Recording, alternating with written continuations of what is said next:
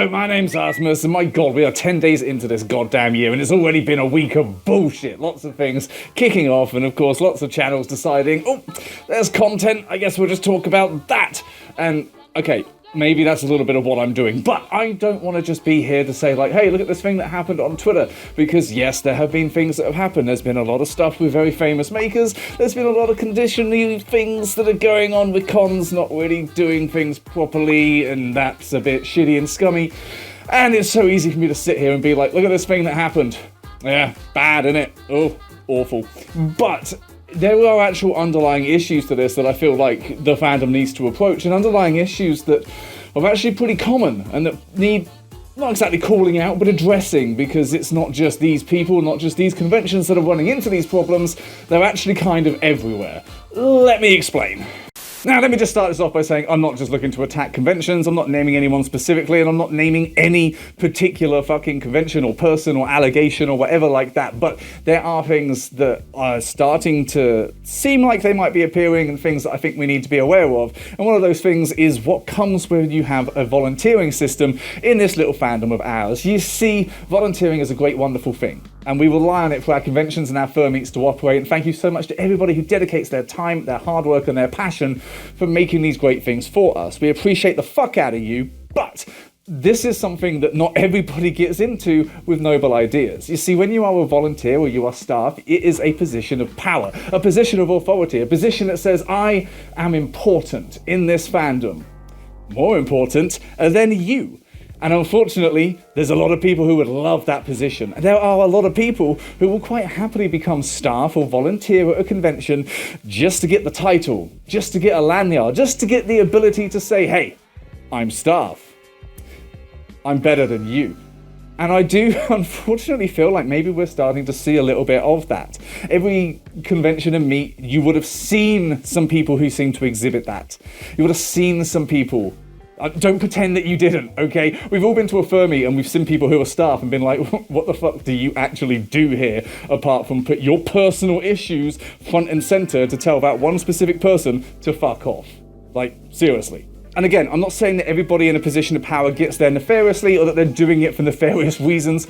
Obviously, I'm just saying it's something that's open to that level of corruption that we need to be much more concerned about, if anything. More aware of, I should say. Concerned is probably too strong a word. It's something we should be aware of, because these conventions are getting bigger and bigger, which means they need more people, more volunteers. And that means that there's more chances that people get in there with not the most noble goals in mind. You also run into the problem of skill set, and this is a very difficult one to walk around and talk about, because when we bring people in as volunteers to do a very, very difficult job of running and organizing a convention, which is a very intense activity, how much can they actually do? Not being a dick about it, but do we have a lack of skill set? Do we have a lack of ability here? Take the recent bullshit around the dealer's den at Confuzzled. I don't believe any of that was done deliberately. I do believe it was done out of naivety, potentially ignorance, not from a deliberate standpoint, but from a just not experience standpoint. And, you know, dealers being told that, yep, sorry, you were going to get a table, now you're not, we're not going to give you a refund because we haven't organised it in time, is a real fucking shitty end of the stick to take for anyone, especially when you rely on that. And it's not that it's the fault of any one particular person, and it's not that it was done deliberately to fuck dealers over, but at the end of the day, a lot of dealers got fucked over. A lot of dealers are now screwed financially and are going to have to work hard to compensate for that loss. And that comes from a lack of people actually on board doing this shit how it needs to be done. Active, clear communication. Getting this shit organised. I know it's tough. I know it's hard. I know it's run by volunteers. But still, you are opening yourself up as an organisation to provide a service for people that they are then paying for. You need to actually be able to do those things. And again, if you want to be considered as a serious business, you need to act like one. I'm sorry if that's too harsh. Another very common problem that we are seeing more and more in the fandom is the consequences that come from people starting up a business without actually knowing how to be a business. You see, everybody wants to be treated as a business until it comes time to really act like one. And yes, you have terms of service, but a lot of the times it's not actually legally binding, and it does not supersede actual law.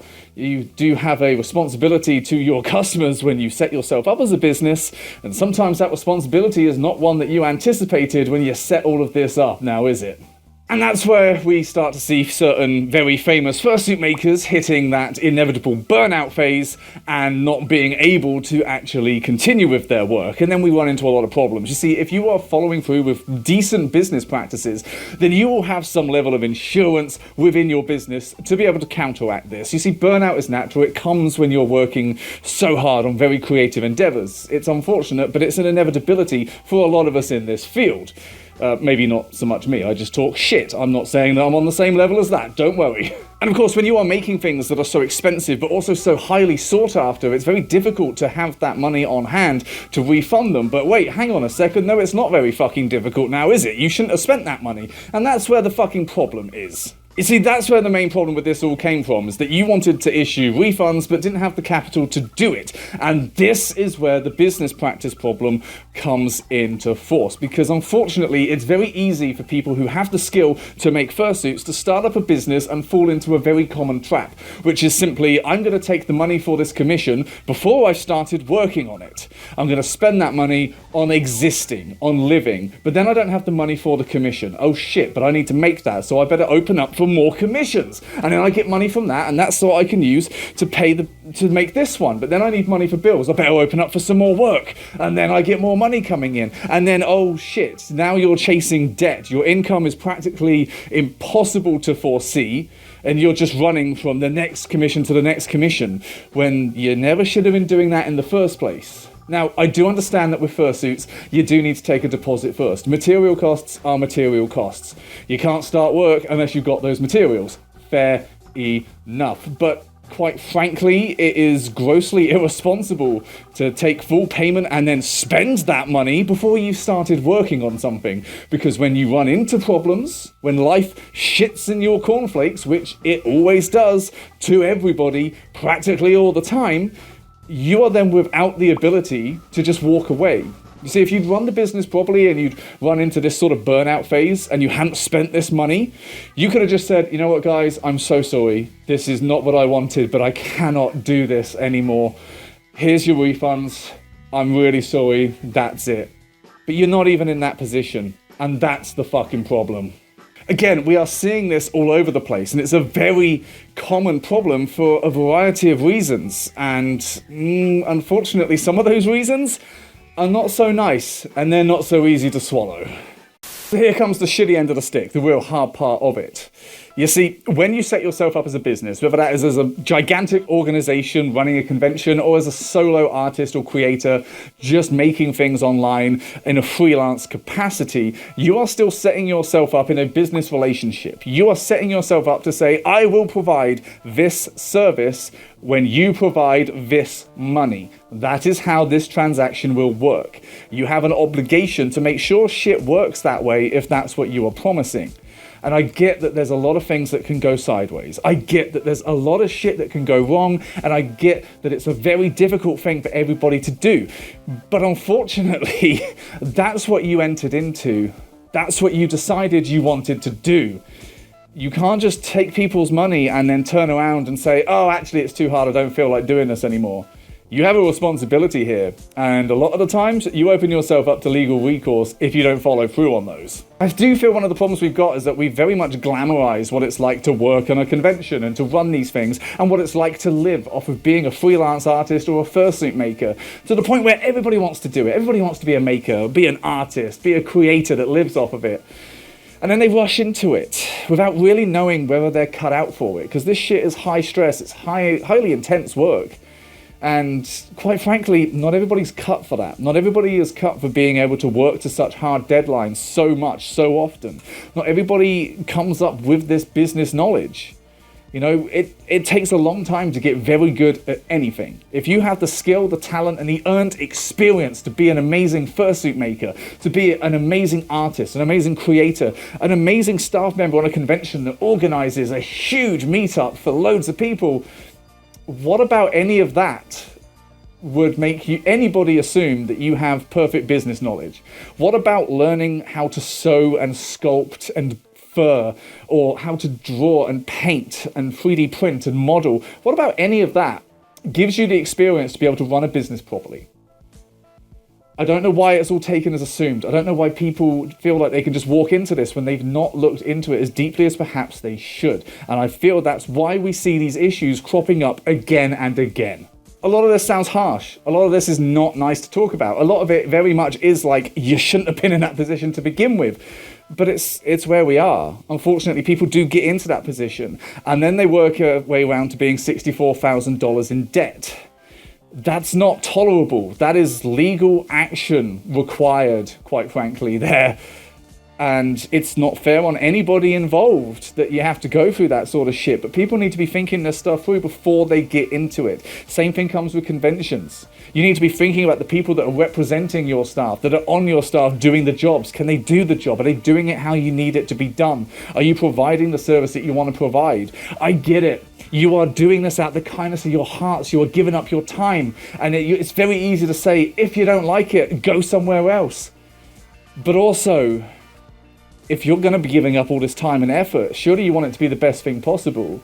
Surely you're doing this to make people happy. And if they're not, then why are you doing this? I'm not saying that you owe it to every individual person, but if you're sacrificing so much, why are you letting so much slip through the fucking cracks? Like, a dealer's den is a big deal. Fucking that up is a big deal too. Ultimately, what this comes down to is not everybody is actually set up and equipped to be one of these things. They can't run a business on their own. They can't go out and be the best staff member that a con could ever need. Not everybody has that. Sometimes it's not in them naturally. Sometimes they just haven't learnt those skills. Sometimes it's just not their personality type. That's not a bad thing at all. It's not something you should be judged for. But if you're putting yourself in that position and then you can't deliver, you're gonna deal with the consequences. And unfortunately, so are a lot of the people that have engaged in business with you. That's the problem we're starting to see. Thank you very much for watching. Hopefully you enjoyed this video. Hopefully it wasn't too infuriating for everybody out there. Hopefully I haven't just completely destroyed my career by saying something that people don't want to hear, but fuck it. I was doing that years ago and I'm still here now. But unfortunately, these are all points that I feel still need making, and they shouldn't need making. Are they slightly shitty? Yeah. Are they a bit harsh in places? Of course they are. Are they easy to swallow? Absolutely fucking not. It's just the reality of the space we're in. We want to uplift and support people, and we have empathy for the problems that they go through, but that empathy kind of runs aground when you're not running things the way you're supposed to be running things. And no amount of talent, artistic creativity, no amount of passion can really fill the void that business acumen should be occupying. It's all well and good to be able to make these things, but if you want to turn it into a livable, breathable business that benefits you and your customers, you need to actually know how. And forgive me if I'm wrong, but I don't think that's the kind of knowledge you pick up when you can sculpt foam into a beautiful fursuit. I'm sorry if that's a hot take, but it seems to be the truth. But thank you for watching. I hope this video made some sort of sense. What do you think? Are these problems that we've seen before? Are they problems that we're always going to see? Is this something that is inevitable, or can we fix it? There are, of course, plenty of makers that operate things properly, who have great business practices. I just feel it's a little bit sad that when this happens, they have to all come out and say, oh, I don't do this thing, not me, I'm not like that. It should be the standard practice for everybody. Unfortunately, it's not. But hell, if you did enjoy this video, if you were happy to be updated with the bullshit going on, maybe you'd like to have a little look, because I do have some little business ventures of my own. I'm not going to pretend I've got any business acumen whatsoever, because I don't, and that's why I've not started a business, apart from all of this. But, I'm doing okay so far, I guess, I think. I can always take pictures of feet, but I can also still sell merch. And look at that, there is the thing. Have a look at the merch. I don't even have a lot to say about it. We haven't updated the merch in fucking ages. Maybe we should. Maybe you could message me if you want to see some specific merch. We can do that. I'll steal your business ideas. Fuck it. And if you want to just support us, you just want to keep us going, keep us doing what we do, and, you generally feel like it's an okay-ish thing for us to survive, which, fair enough.